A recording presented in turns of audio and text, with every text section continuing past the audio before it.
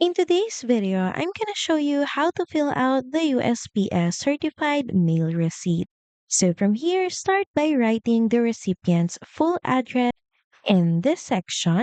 Enter the same address that goes on your envelope, as this becomes your proof of mailing. Next is peel off the certified mail barcode and place it vertically on the top of your envelope just to the right of the return address.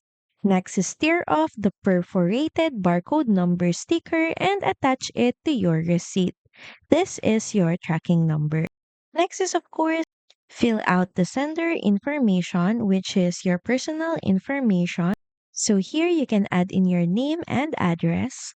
Then next is decide if you want add-ons like return receipt, electronic delivery confirmation, or restricted delivery.